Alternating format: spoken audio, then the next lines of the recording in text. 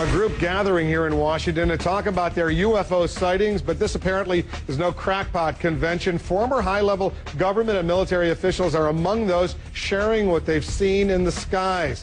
Our national correspondent Gary Tuckman is here. He's watching all of this unfold. So what's this conference, Gary, all about? Well, Wolf, it's most interesting. A panel discussion within the Beltway about what might be taking place in the Milky Way and beyond.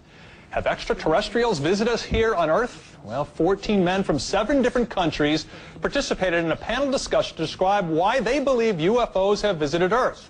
And these aren't guys they just picked up off the street. The panel includes former governor of Arizona, Fife Symington, who is one of many Arizonans who said they saw UFOs back in 1997 during an episode that is popularly referred to as the Phoenix Lights. Major sighting here.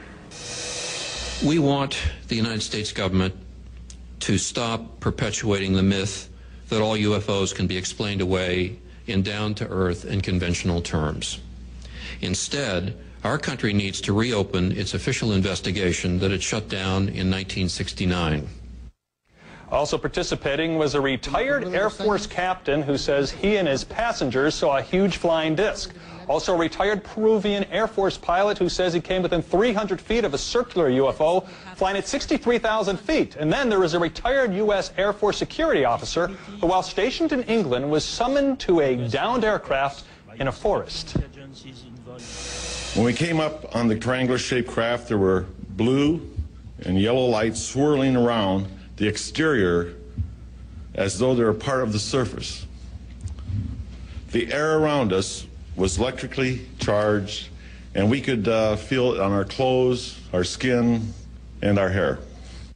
Well, Peniston then says the craft took off. He never saw any beings inside or outside the UFO. He says he took pictures, but inferred they were purposely overexposed by the government. Now, we've talked to the FAA before about investigating these kinds of claims, but the agency says, quote, it does not have the power to investigate.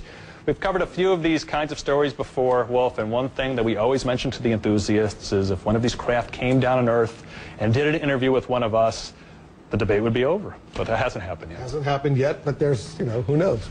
Could happen. Gary, thanks very much for that report. By the way, there have even been some UFO sightings reported right here in the nation's capital. There was a flurry of them back in July of 1952 when the Air Force investigated but was never able to solve or prove anything. Take a look at these headlines. Aerial, what's its buzz? D.C. again. Air Force after D.C. saucers, jets ready to chase lights, jets ordered to hunt down flying saucers. There was a lot of hype, a lot of excitement back in 1952.